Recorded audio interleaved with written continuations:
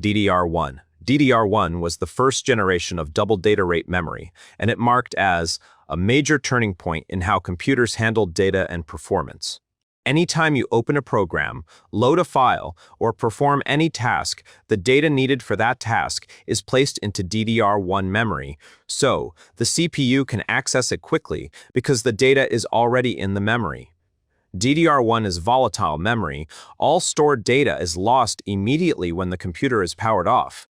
By the way, before DDR1 came out, computers mainly used SDRAM, which transferred data only once per clock cycle. So this one creates a performance bottleneck for the computers because CPUs were becoming faster but the memory could not keep it up. DDR1 solved this problem by introducing a new transfer method that allowed data to be sent twice during each clock cycle, once on the rising edge of the clock signal and once on the falling edge. This is why it is called double data rate. For example, if DDR1 runs at a clock speed of 200 MHz, it can effectively transfer data at 400 million transfers per second. This means DDR1 achieved nearly double the bandwidth of SDRAM, and this happened without increasing the clock frequency, which was a huge technological breakthrough at the time. DDR1 operates at a voltage which is significantly higher than modern memory standards, and also it is high in the form of memory voltages. This higher voltage results in increased power consumption and more heat generation. Physically, DDR1 memory modules are easy to identify. They use a 184-pin DIMM design and contain a single notch along the connector edge. In terms of capacity, DDR1 memory was very limited by today's standards. Most DDR1 modules were available in sizes such as 128 MB, 256 MB, 512 MB, and in some cases 1 GB. Okay, when we see the latency, DDR1 typically operated with CAS latencies between CL2 and CL3. Internally, DDR1 uses a 2-bit prefetch architecture. This means the memory reads 2 bits of data at a time from the memory core. This internal design is what enables DDR1 to double its data transfer rate compared to older SDRAM technology. DDR2. It is the second generation of DDR memory, designed to improve speed, efficiency, and scalability compared to DDR1. The most important improvement in DDR2 comes from how it transfers data internally. Although DDR2 still transfers data twice per clock cycle, just like DDR1, it introduces a more advanced internal architecture that allows it to run at much higher effective speeds. DDR2 achieves this improvement by using a 4-bit prefetch architecture, compared to DDR1's 2-bit. This means DDR2 reads 4 bits of data at a time from the memory core. Because of this design, DDR2 can operate at much higher data rates without increasing the internal memory core speed. Another major improvement of DDR2 over DDR1 is lower voltage. DDR2 operates at 1.0 volts compared to DDR1's 2.5 volts.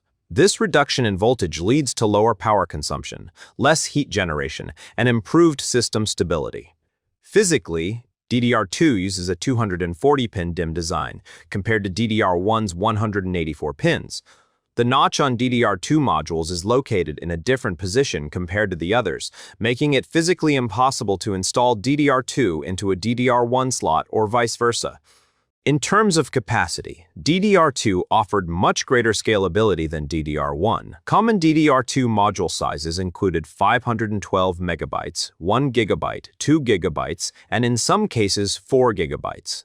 When we come to latency, typical DDR2 CAS latencies range from CL4 to CL6. DDR3. One of the most important improvements in DDR3 is its internal architecture. DDR3 uses an 8-bit prefetch architecture, which is double that of DDR2's 4-bit prefetch. This means DDR3 reads 8 bits of data at a time from the memory core and then transfers that data using double data rate signaling. DDR3 operates at a standard voltage of 1.5 volts, significantly lower than DDR2's 1.8 volts. There is also a low-voltage version called DDR3L, which operates at 1.35 volts. Lower voltage reduces power consumption, heat output, and stress on system components, making DDR3 especially suitable for laptops and energy-efficient systems. Physically, DDR3 memory modules use a 240-pin DIMM design, similar to DDR2. However, the notch position on DDR3 modules is different, making them physically incompatible with DDR2 motherboards. DDR3 also introduced improvements in memory capacity and density. Common DDR3 module sizes include 1 GB, 2 GB, 4 GB, 8 GB, and in some cases, 16 GB. This allowed computers to handle larger workloads. Typical DDR3 latencies range from CL7 to CL11, depending on the speed grade and quality of the memory module. DDR4.